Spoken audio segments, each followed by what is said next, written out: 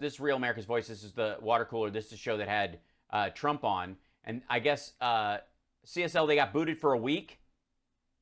Yeah? Oh, here we go. Now I go. The nation and the swamp and Trump looking down on Biden, even though he lost. How do you lose to a guy that small? Welcome back to the water cooler, everybody. We do a lot of big tech censorship stories here at the water cooler, and yeah, sure, absolutely. I mean, mainly because you you pour water on your phone and see if it still works. Here's one. Here's a tier A big tech censorship. Just get it out. It's tier 1 big tech censorship. Sure. Story. Say that 5 times fast. No, you just have to say it once. It's your job as a professional host. It's in the teleprompter. Did an interview, as you know, with President Trump on Monday. Guess what? That next morning, Real America's Voice YouTube page was literally banned for a week. We'll get to that in a moment. This is what set apparently YouTube off this part of the interview. Have a look. No, I never admitted defeat. We have a lot of things happening right now. I think that was an election that was, I don't think, all you have to do is read the newspapers and see what's coming out now. No, I never, the word is concede. I have not conceded.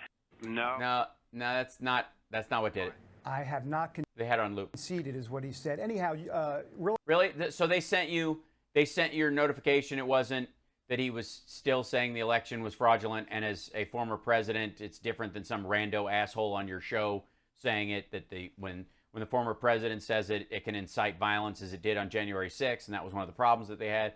So that's why it violated their terms of service in that regard. No, it wasn't that. It's just because he said he didn't concede. It was the word concede. Real America's Voice put up the entire interview. Yes, we know. And their YouTube page, and we'll show you, there it is. You can see YouTube. Hi, our team has reviewed your content, and unfortunately, we think it violates our spam, deceptive practices, and scams policy. We removed the following content from YouTube. We know that this might be disappointing. How is scam, deceptive practices, and scams policy? Oh, spam, deceptive practices, and scam policy. Possibly being reinstated. I'm not going to comment on that. Well, I mean, the only problem I have with this is, doesn't that cover all of RAV's programming entirely? I mean, that's their business model. Spam, deceptive practices, and scams policy. I mean, that might come out of their handbook. YouTube sent them, Real America's Voice, basically this message saying, sorry, we're banning you for a week. You can't upload videos for a week. It was yeah, I've been there. I pushed back on it. They let me come back, but it was tough. It was a rough one. Deceptive, X, Y, and Z. Unbelievable. I mean, this is where we're it's quite believable. At today in America. You interview the former president of the United States. And he says stuff that is so off the chain and ridiculous, and he is such a lunatic, he can't help but violate the terms of service on one of the biggest stations you're on. And the last time I checked, what happened to free speech? What happened to the First Amendment? Well, you still have it, but you don't have a right to a bullhorn or a right to someone else's microphone, and you as a network don't have a right to YouTube's services and using that to monetize your channel and to gain profit for your company unless you follow the terms of service that they get to set. If you don't like it, you're a channel that's on a regular channel. I mean, I don't know why else. I mean, it's great if you can, I suppose, if you get any like super chats. Do they get super chats on there? All right, should we look? I haven't seen their channel. I mean, I don't doubt it, but if the money laundering angle that OAN does through their super chats and RSBN does, I'm sure Real America's Voice has that same thing. So you're losing that Macedonian hacker farm money. Amendment. Let's get more on this with Mark Meck. Why is the dome yellow? Because it's Trump is still president in their mind, and the entire that's the entire hue of every white, and they're using the same light bulbs to light the Capitol that they used to light Trump. The president of the Convention of States Action, and of course the former interim CEO of Parler. Mark, always good to see you, sir. Yeah, former. Before when did you leave? Did you leave around the 7 trillion terabytes being dumped onto the internet because you guys were using the demo version of security software, so you didn't have to pay the $15 a month for it? Good to be with you. Well, where do I begin? How about 30? You could start at the beginning of the 7 terabytes of information. Just go through it, and how this guy is directly responsible with Dan Bongino for all the Parler users' locations on any number of days being available to everyone, and basically doxing all of their members because they're too cheap to do otherwise. 30,000-foot view of the reaction to the fact that Real America's Voice has literally been banned for a week because of that interview. A whole week? Yeah. Not because of the interview. Not because you interviewed Trump, but because of what he said during it that violated their process, and the fact that he's the former president. Look, the word I would use, it may seem a little bit hyperbolic. It's not. Oh yeah, it will be. It's fascist. What we have It's very fascist. It totally is. It's one of the fascist reactions I've ever seen. That was pretty quick. here is tech oligarchs in league with the Democrats in charge of the government, censoring speech, essentially. Obviously, the government could not do this, but the Biden administration supports it. Those in the administration support it. They think How? there are things that we should be allowed to hear and those that we should not be allowed to hear, and they consider. Sorry, and so did they put Parler out of business themselves? Have there been any laws passed that would curtail online free speech? Is it YouTube's fault that frank speech is a turd in the punch bowl? Consider it quote unquote dangerous that you actually played the real words and the real opinion of the former president of the United States. I think this is dangerous. This kind of censorship. Yeah, it's like, why wouldn't you post the manifesto of a real former MIT graduate? Just because he happens to be the Unabomber now. Is very dangerous. What are you saying about MIT? So then the question becomes, what do people do? I mean, how do you Well, apparently you stay on Rumble and you have your own channel and you actually have investors, so you just play on a cable network like a normal station. fight big tech censorship? I know there's been talk of Section 230 from a legislative standpoint. Yeah. Tell them how Section 230 would put Parler out of business. And maybe that's part of the solution, but it just seems much bigger than Section 230 here. Yeah, it has nothing to do with Section 230, dum-dum. Mark. Yeah, I think there are two solutions, and one is something to do with Section 230 and just a redefinition there. That's not going to happen with the Democrats in control. It's not going to happen with the Republicans in control either. Right. It's off the table for now, and at least Yeah. until 2024. What really needs to Yeah, it won't matter then either. happen is what Parler was all about, right? Which was creating an alternative. And there are alternative platforms. For example, there's an alternative to YouTube, which is Rumble, and Rumble is growing. It's just taken major investment from some of great minds in tech, Peter Thiel among them. So Rumble will be growing. We need to build the alternatives. I'm not among the crew that thinks you should bail off of Facebook or bail off of Twitter or wherever. Continue to use those if they benefit you, but build the alternative infrastructure in regard to Rumble, Parler, and other places like that. You know what's fascinating to me regarding this whole Trump interview and Real America's Voice in terms of the YouTube ban? Is that I'm amazed anybody sees the videos that I post. Like, I was told by my boss yesterday that no one watches Real America's Voice, and it's just, I know it's a bot algorithm, but I was kind of flattered. Stacey Abrams, in her own words, has admitted that she has never conceded that race in Georgia when she ran for governor. I mean, Yeah, but she didn't say that she didn't continue to fight afterwards. She accepted the outcome. She just never went the step and said, I concede the election. And of course, she's in that equation. She would be in the Joe Biden side of things had Joe Biden lost, because Brian Kemp was Secretary of State and running for governor, and he was in charge of the election, which he was in the power position like Trump was. or did I say governor? I'm sorry, Senate. No, governor. Governor. She never admitted or conceded at all, and yet she has been out on CNN and MSNBC and all these other places basically Yeah, not on YouTube, though. explaining why she never conceded. Why in the world is YouTube? Because that stuff's going up on YouTube as well, not to mention... Yeah, that's not the part that got your interview kicked off. I know you want to say that, but it's like Mike Lindell and, they kicked me off of Vimeo for saying I love Jesus Christ. Facebook and other... It's like a total double standard regarding the hypocrisy of the whole thing. Well, the left... Or, David, or you might just be a dumbass and incapable of interpreting reality. That's also I just want to lay that possibility out there. Also, you're in trouble with the Capitol behind you. Left and the tech oligarchs would have no standards if it were not for double standards. They really don't have. Shazam. He is a tech oligarch, by the way. Standards. Their standard is you can say things we agree with. You can't say things that we disagree with. Stacey. Okay, so let's see.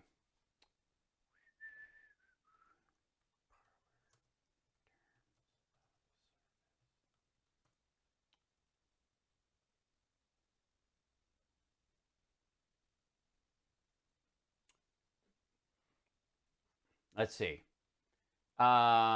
This agreement governs your relationship with Parler and your use of and access to all services and products provided by Parler, collectively, the services. You agree that by accessing or you're using any part of the service, you are bound by the terms of this agreement. Let's see. You're not using the service or accepting terms of behalf on any other entity. So you can't you can't run a site for somebody else. You've not been banned by Parler from using the services. So if you ever get kicked off, you can't go back. Parler privacy policy: any content you post must satisfy all of the following criteria. You must have legal right to post content, and the purpose for posting it complies with all laws, rules, and regulations that may apply. Jesus. So basically, the government decides what laws, rules, and regulations apply. Content does not infringe the intellectual property rights such as copyright, trademark, of any other person. Content does not include non-public personal information, so you can't dox somebody. The content complies with the Parler community guidelines. You are responsible for your use of the service. It does not endorse, support, or affirm the completeness, truthfulness, accuracy, reliability of any content. With respect to any content you distribute that uses YouTube services via Parler, you affirm that in addition to complying with Parler's own terms of community service, you are also complying with YouTube's more restrictive terms. Users are encouraged to use Parler's own native video capabilities whenever they wish to avoid the application of these more restrictive terms. So, holy shit. Really? Really? So the way that Parler gets around having strict rules to protect them from snuff films and white supremacy videos and shit like that is to use YouTube's. And then the shortness of the videos that you can post on their own native video capability and that you have to pay for it is what keeps them from the giant diatribes on the I guess Stormfront videos going up. What the hell? These guys are riding on the back. In addition to complying with Parler's own terms and community guidelines, you are also complying with YouTube's more restrictive terms. So when you post a video, rights to distribute. They have every right to send your shit everywhere, including into a file folder with all of your information. Virtual items. You understand that at times you may earn or buy a virtual token for use of services. You agree and acknowledge that you do not, in fact, own the virtual items, and the amounts of any virtual item do not refer to any credit balance of real currency or its equivalent. So no matter what, like tokens you buy on there, they can just make them disappear the next day. Rather, you may purchase or earn a limited right to exchange virtual items for a limited license to use for certain features of the service. Copyright infringement is not allowed. You may not interfere with the service in any way, so don't hack us, right? Parler may remove any contact and terminate your access service at any time for any reason to the extent Parler reasonably believes that you have violated these terms. You create risk or possible legal exposure for Parler. So your free speech ends where they might get sued. So they've got their own Section 230 built into it. I mean, how dumb? This dumb. But tell us again about free speech, yada yada. Stacey Abrams, literally, as you said, has never conceded that she lost the governor's race. Let's remember that the DNC put her in a governor's panel at their last convention as if she were the governor of Georgia. She's never conceded that race. She never will. She also, by the way, remember, attributes what happened to voter fraud. We're not allowed to talk about voter fraud and election integrity, but she is, and they are. These are double standards. She doesn't assert it. She talks about it in a personal or emotional way, but she didn't go, this is a lie, and these people, these individuals need to be jailed or killed, or executed, as OAN said. Being imposed against the right. They're not being imposed on the right, they are against the right. This is why we need alternative media. This is why you exist and people like you, because we have to be able to. Yeah, because you have to have something that nobody watches. To tell the truth on the air and on the internet. So I'm all for alternative media and social media sites and all of that. Because you are one? What about this argument, and it's argued from both sides, for example, on Twitter, Should you stay on Twitter? Should you leave Twitter? You should leave Twitter, David. Just saying. You know, you make a statement if you leave Twitter and say, you know, I'm done with all of this. But at the same time, you want to be engaged in the conversation. You want to be where the actual people are? I remember Tommy Lahren was on the show about a month ago, and she gets it. She understands why there would be a reason to leave, but at the same Yeah, I mean, if anybody gets it, time, she wants to be in the mix and you know, and not see, what's the word I'm looking, just succumb, if you will, and let. Yeah, succumb. That's the word you were looking for. It wasn't, but okay. And Tommy Lahren is. I thought they were kicking right-wingers off of Twitter, and how would you be on these sites if they kick you off and they're censoring you? And let the liberals have their playpen on Twitter. What's your take on that? So I think it depends on sort of your position in the speaking hierarchy. And what I mean by that is if you have a significant voice on Twitter and a lot of people are listening to you on Twitter, in my opinion, you should stay and you should use that platform against the left if you're a person of the right. If you're the average person on Twitter and you're just there, you know, watching and you don't participate that much, I would say leave. I'll be honest with you. I was somewhere in between. I left Twitter. I still have a Twitter account. I